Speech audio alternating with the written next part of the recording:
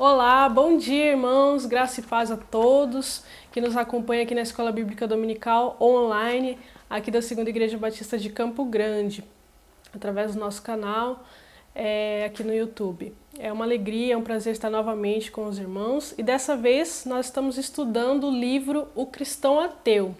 É um livro bastante interessante que traz uma temática justamente sobre isso, o cristão que negligencia essa fé, essa vivência através das suas atitudes.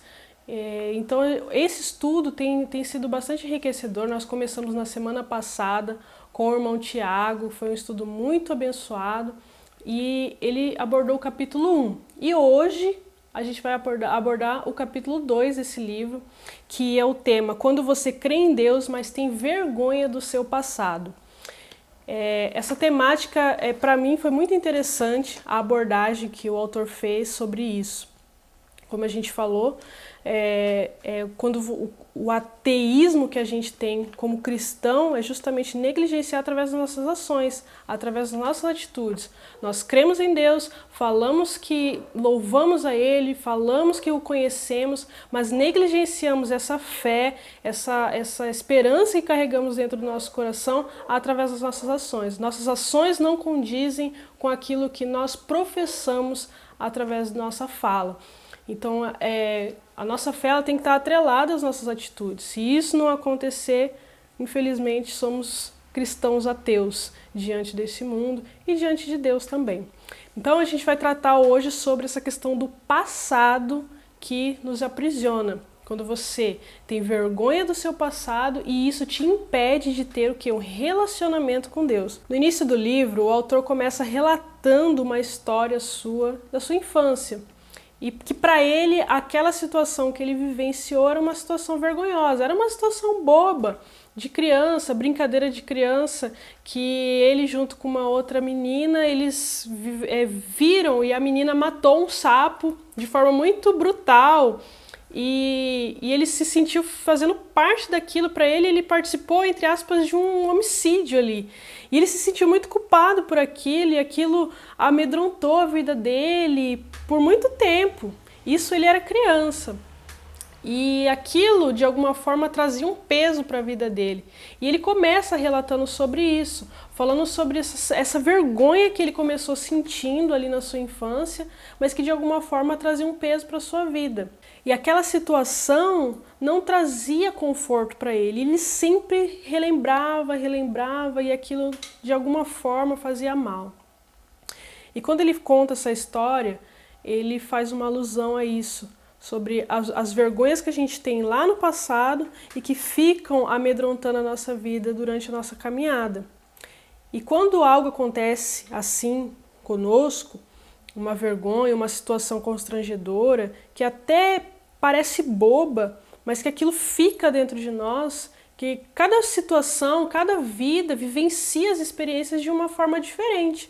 Talvez para uma pessoa isso, a minha visão parecia até uma situação boba, mas para ele aquilo amedrontou. É por isso que a gente fala, os sentimentos, aquilo que a gente vivencia, cada pessoa vai ter uma expectativa, uma visão diferente sobre aquilo que ela vive.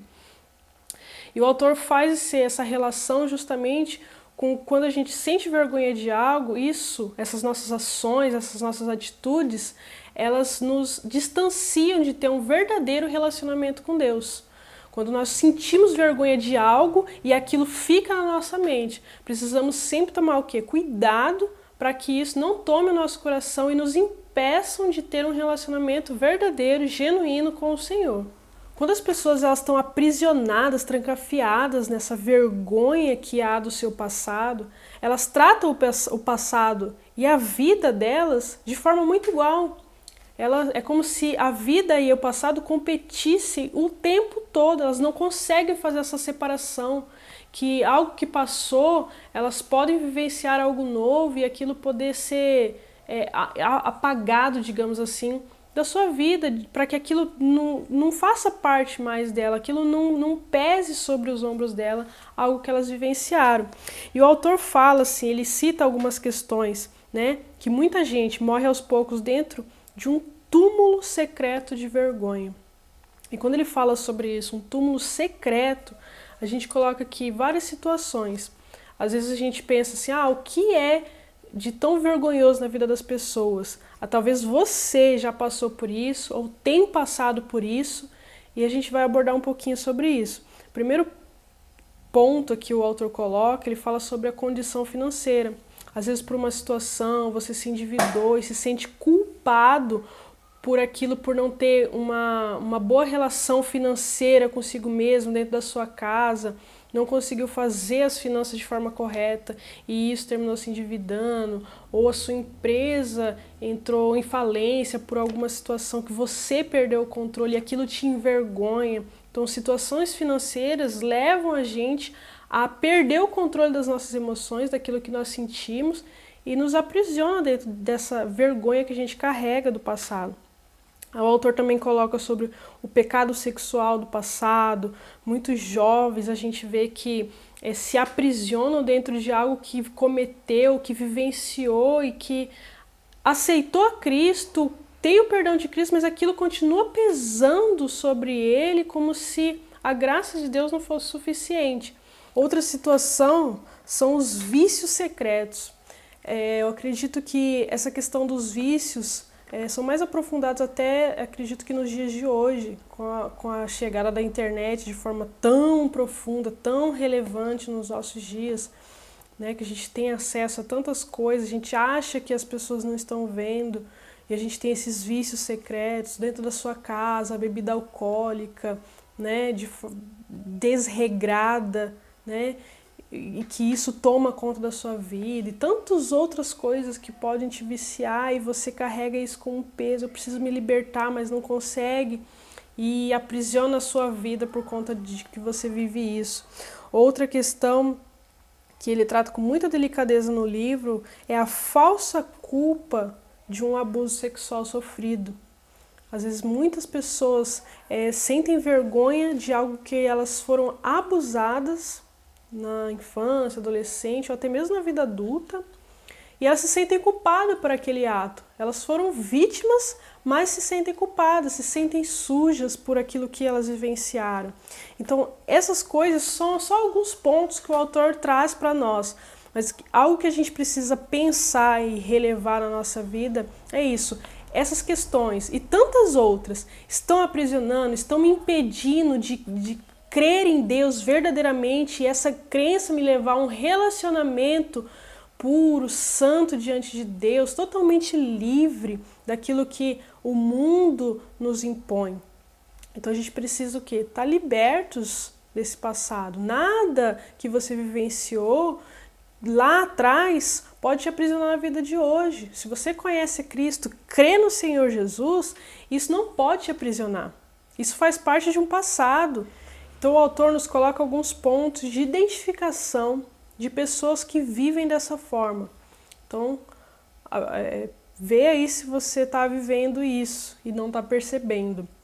O primeiro ponto que ele coloca é a pessoa que vive esse passado, aprisionada nesse passado, ela vive um acontecimento doloroso, que para ela é extremamente doloroso, aquilo causa desconforto para ela.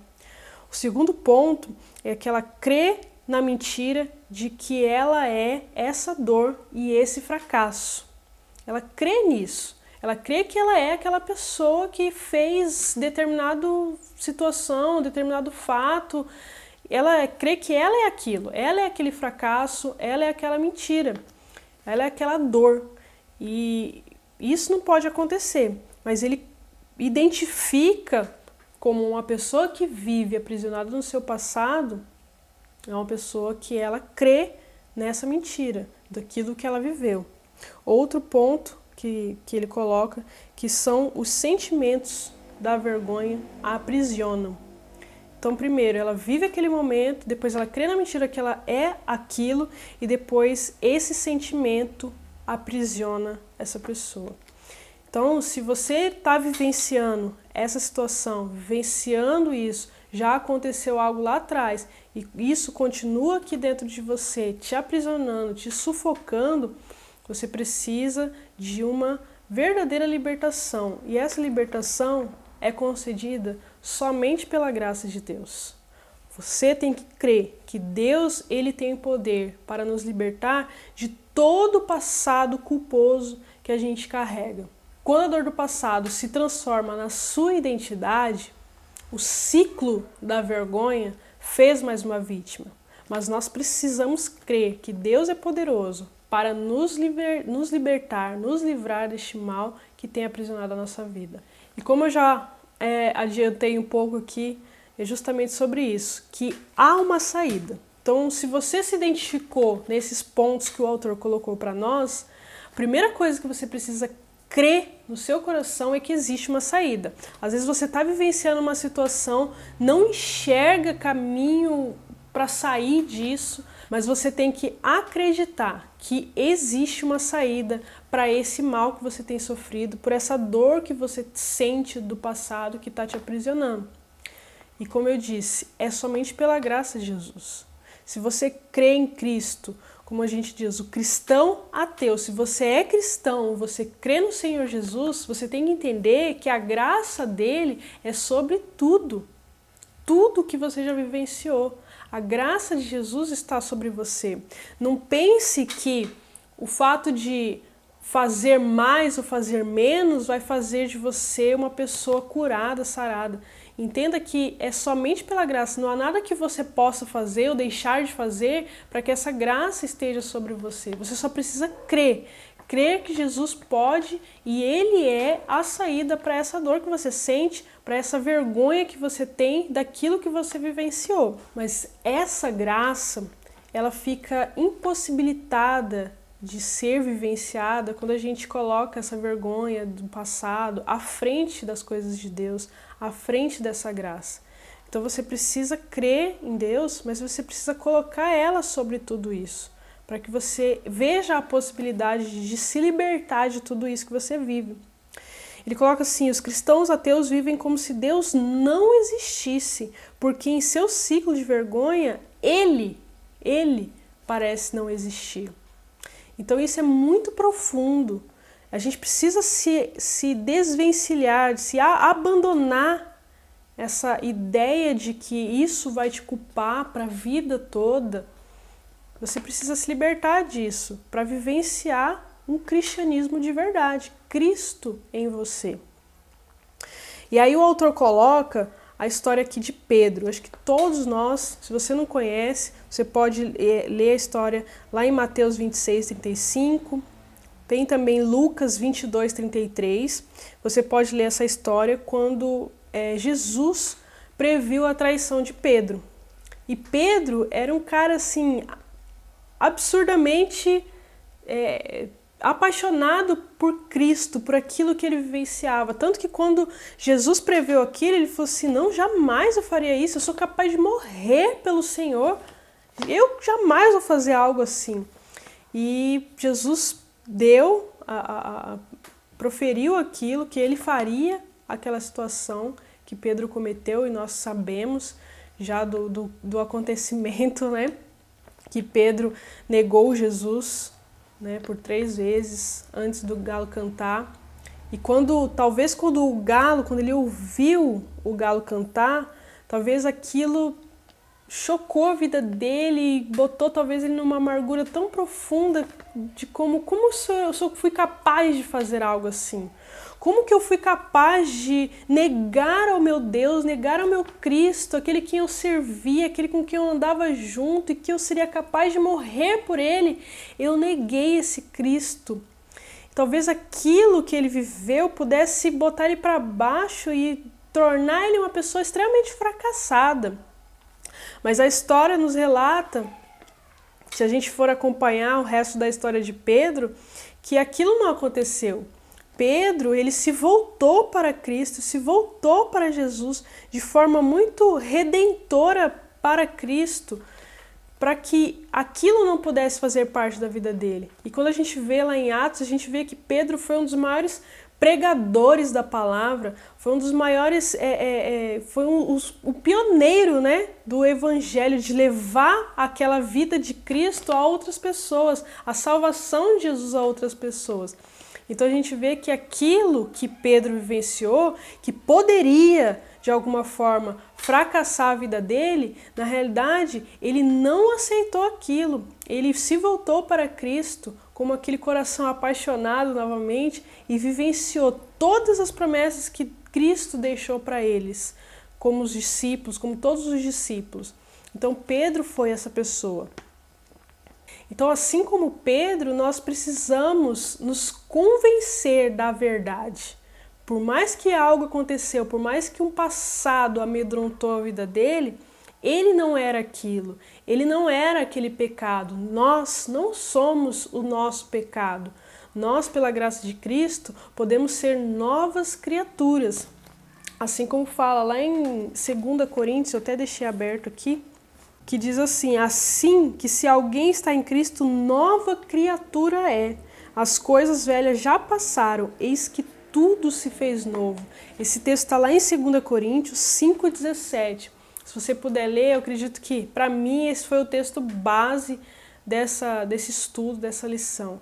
Se alguém está em Cristo, nova criatura é. As coisas velhas já passaram, tudo se fez novo. Com Cristo, tudo se faz novo, assim como a vida de Pedro. A nossa vida, a nossa vivência tem que se fazer nova a cada dia, independente das situações que vivenciamos na nossa vida, no nosso dia a dia.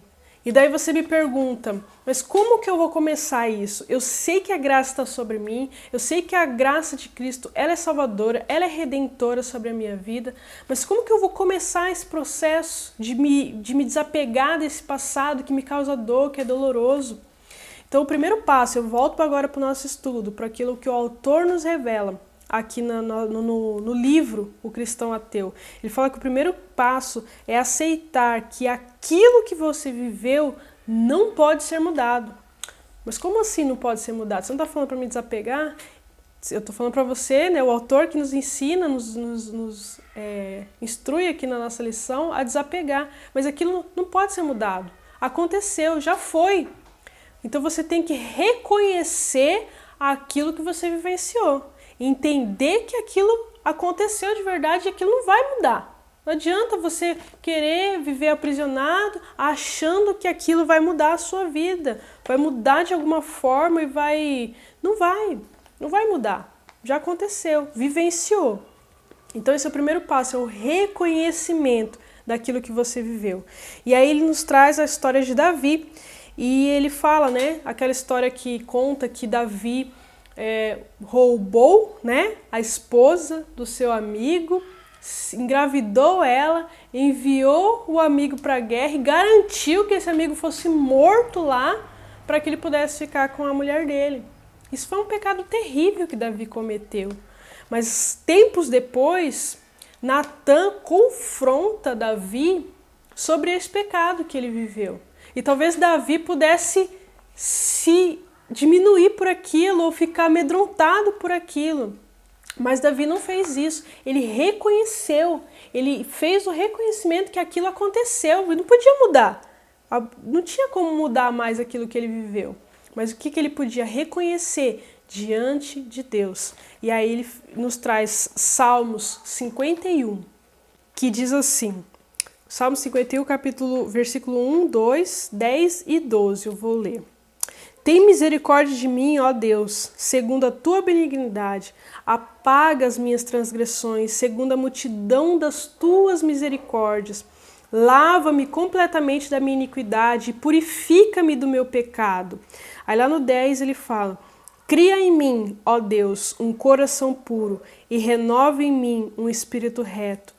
O 12, torna a dar-me a alegria da tua salvação e sustém-me com o espírito voluntário. Essa foi a oração de Davi diante de Deus sobre aquilo que ele vivenciou no seu passado. Ele reconheceu, mas ele pediu, apaga as minhas transgressões com a multidão das tuas misericórdias. Esse é o Deus que a gente serve, esse é o Deus que pode mudar tudo aquilo que a gente vivenciou lá atrás. Ele pode mudar, mas a gente precisa reconhecer diante dele e pedir um coração novo, um coração puro diante dele, tornar a dar a alegria da salvação. Você tem noção disso? Quantas pessoas perdem a alegria de viver, do prazer em Cristo, de cantar louvores, de estar na casa de Deus, de servir ao Senhor por conta do seu passado, por conta de algo que aconteceu. Torna a dar-me a alegria da salvação. Isso é a oração de Davi diante de Deus. Então a gente precisa o quê? Reconhecer aquilo que a gente vivenciou, que não pode ser mudado, mas precisa ser reconhecido diante de Deus.